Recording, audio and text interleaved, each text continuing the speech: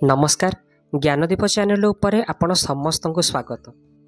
आपण मानकर अनुरोध थिला कि गीतार सबु श्लोक को संपूर्ण भावार्थ सहित मु बुझाए, तो मु आग को गीता उपरे संपूर्ण वीडियो बनैबी, प्रत्येक श्लोकर भावार्थ आपण मानकु सुनैबी।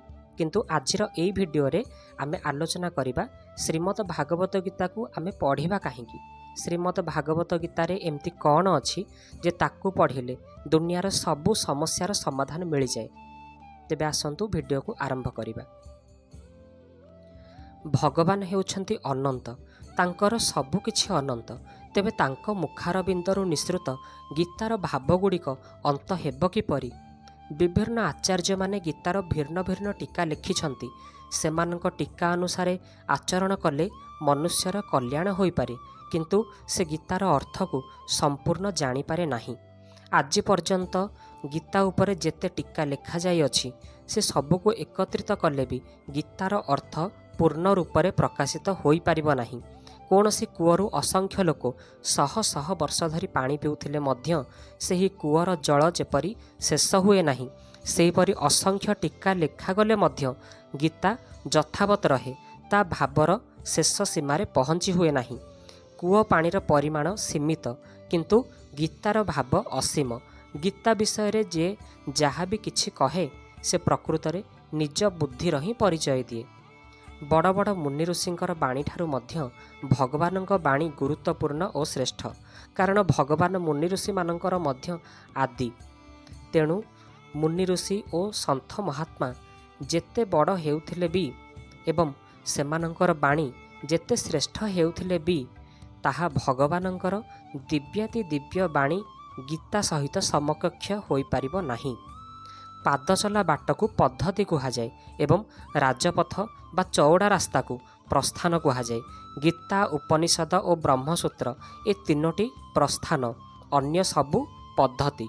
प्रस्थान त्रय मध्यरे गीता अत्यंत महत्वपूर्ण, कारण एथेरे उपनिषद और ब्रह्मसूत्रर सारांश अंतर्भुक्त। गीता समस्त उपनिषदर सार, अधिकंतु गीतार तत्व उपनिषद मानकर ठारू मध्य गुरुत्वपूर्ण। कार्य कारण अपेक्षा अधिक गुण निहित। उदाहरणार्थ, आकाशरे केवल शब्द रूपक गोटे गुण थाए, किंतु आकाशर कार्य वायुरे शब्द और स्पर्श रूपक दुईटी गुण थाए। वेद भगवानंकर निश्वास एवं गीता भगवानंकर बाणी। निश्वास तो स्वाभाविक भावे बाहरे, किंतु भगवान जोगस्थ होई गीता कहिछंती। तेणु वेद ठारू मध्य गीता महत्वपूर्ण। समस्त दर्शन गीतार अंतर्भुक्त, किंतु गीता कौनसी दर्शनर अंतर्भुक्त नुहे। दर्शन शास्त्र जगत, जीव और ब्रह्म संबंध शिखाए, मात्र गीता शिखाए नहीं, बरम अनुभव कराए। गीता कौनसी मतर पक्ष समर्थन करे नहीं, बरम केवल जीव मानकर कल्याणर पक्ष समर्थन करे। गीतारे कौनसी मत पार्थक्य नहीं, मत पार्थक्य टीकाकार मानक मध्यरे देखा जाए। गीता अनुसार आचरण कले सगुण और निर्गुण उपासकंक मध्यरे केबे हेले विवाद हेब नहीं। गीतारे भगवान साधक को समग्र परमात्मा आड़क अग्रसर करांती। सगुण, निर्गुण, साकार, निराकार, द्विभुज, चतुर्भुज, सहस्रभुज आदि समस्त रूप समग्र परमात्मांकर अंतर्गत। समग्र रूपरे कौनसी रूप बाद जाए नहीं, जार उपासना कले भी तार समग्र रूपर उपासनार अंतर्गत। समस्त दर्शन समग्र रूपर अंतर्गत, सुतरां सबुकिछि परमात्मांकर अंतर्गत एवं परमात्मांक व्यतीत आउ किछि नाही। एई सिद्धांत रे ही गीतार सार निहित। वासुदेवः सर्वम हेउछि गीतार निर्यास। एकमात्र परमात्मा तत्व व्यतीत द्वितीय सत्ता को स्वीकृति देले प्रवृत्ति उदय हुए एवं द्वितीय स्वीकृति नष्ट हो गले निवृत्ति दृढ़ हुए। प्रवृत्ति उदय हैला भोग एवं निवृत्ति दृढ़ीभूत हैला जोग। गीता सबुकिछि परमात्मा बोली स्वीकार करे एवं एहाकु महत्व दिए। संसार रे कार्य रूपरे, कारण रूपरे, प्रभाव रूपरे और समस्त रूपरे केवल भगवान ही विद्यमान बोली दर्शाइबा पाई गीतारे भगवान चारोटी स्थान रे ସପ୍ତମ, ନବମ, ଦଶମ ଏବଂ ପଞ୍ଚଦଶ ଅଧ୍ୟାୟରେ ତାଙ୍କ ବିଭୂତି ଗୁଡ଼ିକର ବର୍ଣ୍ଣନା କରିଛନ୍ତି। ବ୍ରହ୍ମ ନିର୍ଗୁଣ ନିରାକାର, ସମସ୍ତ ଆଧ୍ୟାତ୍ମ, ଅନନ୍ତ ଯୋନିର ଅନନ୍ତ ଜୀବ, ଅଖିଳ କର୍ମ, ଉତ୍ପତ୍ତି ସ୍ଥିତି ପ୍ରଳୟ ଆଦି ସମସ୍ତ କ୍ରିୟା, ଅଧିଭୂତ ନିଜର ଶରୀର ସମେତ ପଞ୍ଚଭୌତିକ ଜଗତ, ଅଧିଦୈବ ମନ ଓ ଇନ୍ଦ୍ରିୟଗଣଙ୍କର ଅଧିଷ୍ଠାତୃ ଦେବତା ସମେତ ବ୍ରହ୍ମାଦି ସମସ୍ତ ଦେବତା ଓ ଅଧିଯଜ୍ଞ ଅନ୍ତର୍ଯାମୀ ବିଷ୍ଣୁ ଓ ତାଙ୍କର ସମସ୍ତ ରୂପ, ଏ ସମସ୍ତେ ବସୁଦେବ ସର୍ବମ୍, ଏକମାତ୍ର ପରମାତ୍ମାଙ୍କ ବ୍ୟତୀତ ଅନ୍ୟ କିଛି ନାହିଁ। ଭଗବାନ କହିଛନ୍ତି ସର୍ବସ୍ୟ ଚାହମ୍ ହୃଦି ସନ୍ନିବିଷ୍ଟଃ। ଗୀତା ପଞ୍ଚଦଶ ଅଧ୍ୟାୟ। ମୁଁ ହିଁ ସକଳ ପ୍ରାଣୀଙ୍କ ହୃଦୟରେ ସ୍ଥିତ। ଯେଉଁ ହୃଦୟରେ ଭଗବାନ ରହନ୍ତି ସେହି ହୃଦୟରେ ରାଗ, ଦ୍ୱେଷ, ଅସ୍ଥିରତା ଓ ଅଶାନ୍ତି ମଧ୍ୟ ସୃଷ୍ଟି ହୁଏ।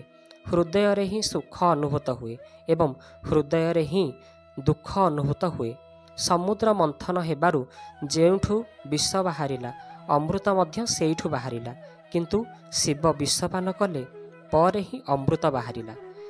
ପରମାତ୍ମା ପ୍ରତ୍ୟକ୍ଷ ହେବେ। ସନ୍ଥ ମହାତ୍ମାଙ୍କ ହୃଦୟରେ ରାଗ ଓ ଦ୍ୱେଷ ନଥାଏ, ତେଣୁ ସେଠାରେ ପରମାତ୍ମା ଥାଆନ୍ତି। ସବୁକିଛି ପରମାତ୍ମା ବୋଲି ସ୍ୱୀକାର କରିବା ହେଉଛି ଉନ୍ମିଳିତ ନେତ୍ରର ଧ୍ୟାନ। ଏଥିରେ ଆଖି ବନ୍ଦ ଧ୍ୟାନ କରିବାର ଆବଶ୍ୟକତା ନାହିଁ, କାନ ବନ୍ଦ ନାନାନୁସନ୍ଧାନ କରିବାର ଆବଶ୍ୟକତା ନାହିଁ କି ନାକ ବନ୍ଦ ପ୍ରାଣାୟାମ କରିବାର ଆବଶ୍ୟକତା ନାହିଁ। ଏ ସ୍ଥିତିରେ ସଂଯୋଗର ପ୍ରଭାବ ପଡ଼େ ନାହିଁ କି ବିୟୋଗର ପ୍ରଭାବ ପଡ଼େ ନାହିଁ, ମଳିନର ପ୍ରଭାବ ପଡ଼େ ନାହିଁ କି ବିଚ୍ଛେଦର ପ୍ରଭାବ ପଡ଼େ ନାହିଁ। ଯଦି ସବୁକିଛି ପରମାତ୍ମା, ତାହେଲେ ଦ୍ୱିତୀୟ କେହି କେଉଁଠୁ ଆସିବ, କିପରି ଆସିବ? ଗୀତା ସମଗ୍ର ରୂପକୁ ସ୍ୱୀକାର କରେ, ତେଣୁ ଶରଣାଗତିରେ ହିଁ ଗୀତାର ଆରମ୍ଭ ଓ ଶେଷ ହୋଇଛି। ଶରଣାଗତି ଦ୍ୱାରା ହିଁ ସମଗ୍ର ରୂପର ପ୍ରାପ୍ତି ହୁଏ। ପରମାତ୍ମାଙ୍କର ସମଗ୍ର ରୂପରେ ସବୁ ରୂପ ଥିଲେ ମଧ୍ୟ ସଗୁଣ ହିଁ ମୁଖ୍ୟ, କାରଣ ନିର୍ଗୁଣ ମଧ୍ୟ ସଗୁଣର ଅନ୍ତର୍ଭୁକ୍ତ ହୋଇଯାଏ, କିନ୍ତୁ ନିର୍ଗୁଣରେ ଗୁଣରହିତ ହୋଇଥିବାରୁ ସଗୁଣ ଅନ୍ତର୍ଭୁକ୍ତ ହୁଏ ନାହିଁ, ତେଣୁ ସଗୁଣକୁ ହିଁ ସମଗ୍ର କହିବାର ଯଥାର୍ଥ। ଭଗବାନ ଶ୍ରୀକୃଷ୍ଣ ହେଉଛନ୍ତି ସମଗ୍ର ଅସଂଶୟ ସମଗ୍ର ମାମ୍। ଗୀତା ସମଗ୍ର ଭଗବାନଙ୍କର ବାଣୀ, ତେଣୁ ଗୀତାରେ ସବୁକିଛି ଅନ୍ତର୍ଭୁକ୍ତ। ଯିଏ ଯେଉଁ ଦୃଷ୍ଟିରେ ଗୀତା ଆଡ଼କୁ ଦେଖେ, ଗୀତା ତା ପାଇଁ ସେଇଭଳି ଦେଖାଯାଏ। ଯୋଗ ମୁଖ୍ୟତଃ ତିନି ପ୍ରକାରର: କର୍ମଯୋଗ, ଜ୍ଞାନଯୋଗ ଓ ଭକ୍ତି ଯୋଗ। ଶରୀରକୁ ଆଧାର କରି କର୍ମଯୋଗ, ଶରୀରୀ ପରାକୁ ଆଧାର କରି ଜ୍ଞାନଯୋଗ ଏବଂ ଶରୀର ଓ ଶରୀରୀ ଉଭୟର ସ୍ୱାମୀ ଭଗବାନଙ୍କୁ ଆଧାର କରି ଭକ୍ତି ଯୋଗର ସାଧନା କରାଯାଏ। ଭଗବାନ ଗୀତାର ଆରମ୍ଭରେ ପ୍ରଥମେ ଶରୀରୀ ଉପରେ ଆଧାରିତ ଜ୍ଞାନ ଯୋଗ ଏବଂ ତାପରେ ଶରୀର ଉପରେ ଆଧାରିତ କର୍ମଯୋଗର ବର୍ଣ୍ଣନା କଲେ। ତାପରେ ଧ୍ୟାନ ଯୋଗର ବର୍ଣ୍ଣନା କଲେ, କାରଣ ତାହା ମଧ୍ୟ କଲ୍ୟାଣର ଏକ ସାଧନା। ତାପରେ ସପ୍ତମ ଅଧ୍ୟାୟରେ ବିଶେଷ ରୂପେ ଭକ୍ତିର ବର୍ଣ୍ଣନା କଲେ, ଯାହାକି ଭଗବାନଙ୍କର ମୁଖ୍ୟ ଲକ୍ଷ୍ୟ ଥିଲା। ମନୁଷ୍ୟ କର୍ମଯୋଗ ଦ୍ୱାରା ସଂସାର ପାଇଁ, ଜ୍ଞାନ ଯୋଗ ଦ୍ୱାରା ନିଜ ପାଇଁ ଏବଂ ଭକ୍ତି ଯୋଗ ଦ୍ୱାରା ଭଗବାନଙ୍କ ପାଇଁ ଉପଯୋଗୀ ହୁଏ। ଗୀତାରେ ସମତାକୁ ଯୋଗ ବୋଲି କୁହାଯାଇଛି। ସମତ୍ ଯୋଗ ଉଚ୍ୟତେ। ଜ୍ଞାନ ଓ ଭକ୍ତି ସ୍ୱାଭାବିକ ଭାବେ ଯୋଗ ଅଟେ। କର୍ମ ନିଜେ ହେଉଛି ଜଡ଼, ବନ୍ଧନକାରକ ଓ ବିଷୟ, ତେଣୁ ସେଥିରେ ଯୋଗ ନିତାନ୍ତ ଆବଶ୍ୟକ। ଯୋଗଶ୍ଚ କୁରୁ କର୍ମାଣୀ। କର୍ମରେ ଯୋଗ ହିଁ ମୁଖ୍ୟ। ଯୋଗ ବ୍ୟତୀତ କର୍ମର କୌଣସି ମୂଲ୍ୟ ନାହିଁ। କର୍ତ୍ତୃତ୍ୱ ମଧ୍ୟ କର୍ମ କରିବାରୁ ହିଁ ଆସେ। ତେଣୁ ଗୀତାରେ ଯୋଗ ଶବ୍ଦ ବିଶେଷ ଭାବେ କର୍ମଯୋଗର ବାଚକ ରୂପେ ବ୍ୟବହୃତ ହୋଇଛି। ଗୀତାର ପୁଷ୍ପିକାରେ ବ୍ୟବହୃତ ଯୋଗ ଶାସ୍ତ୍ରେ ପଦର ଅର୍ଥ ମଧ୍ୟ କର୍ମଯୋଗର ଶିକ୍ଷା। କର୍ମଯୋଗ ଦୁଇ ଭାଗରେ ବିଭକ୍ତ: କର୍ମ ବିଭାଗ ଓ ଯୋଗ ବିଭାଗ। କର୍ମ ବିଭାଗ ପୂର୍ବାର୍ଦ୍ଧ ଏବଂ ଯୋଗ ବିଭାଗ ଉତ୍ତରାର୍ଦ୍ଧ। କର୍ମ କରଣ ସାପେକ୍ଷ ଏବଂ ଯୋଗ କାରଣ ନିରପେକ୍ଷ। କର୍ମ ବିଭାଗରେ କର୍ତ୍ତବ୍ୟ ପରାୟଣତା ମୁଖ୍ୟ ଏବଂ ଯୋଗ ବିଭାଗରେ ସ୍ୱାଧୀନତା, ନିର୍ବିକାରତା, ଅସଙ୍ଗତା ଓ ସମତା ମୁଖ୍ୟ। ସଂସାରରେ ଆମର ଯାହା କର୍ତ୍ତବ୍ୟ ତାହା ଅନ୍ୟର ଅଧିକାର, ଯାହା ବ୍ୟକ୍ତିବିଶେଷର କର୍ତ୍ତବ୍ୟ ତାହା ପରିବାର, ସମାଜ ଓ ସଂସାରର ଅଧିକାର। ଉଦାହରଣ ସ୍ୱରୂପ, ଜଣେ ବକ୍ତା ପାଇଁ ଯାହା କର୍ତ୍ତବ୍ୟ ତାହା ଶ୍ରୋତାର ଅଧିକାର ଏବଂ ଶ୍ରୋତା ପାଇଁ ଯାହା କର୍ତ୍ତବ୍ୟ ତାହା ବକ୍ତାର ଅଧିକାର। ବକ୍ତା ନିଜର ବକ୍ତବ୍ୟ ଦ୍ୱାରା ଶ୍ରୋତାର ଅଧିକାର ରକ୍ଷା କରେ ଏବଂ ଶ୍ରୋତା ଶ୍ରବଣ ମାଧ୍ୟମରେ ବକ୍ତାର ଅଧିକାର ରକ୍ଷା କରେ। ଅନ୍ୟମାନଙ୍କର ଅଧିକାର ରକ୍ଷା କଲେ ମନୁଷ୍ୟ ଋଣମୁକ୍ତ ହୋଇଯାଏ ଏବଂ ତାକୁ ଯୋଗ ପ୍ରାପ୍ତି ହୁଏ।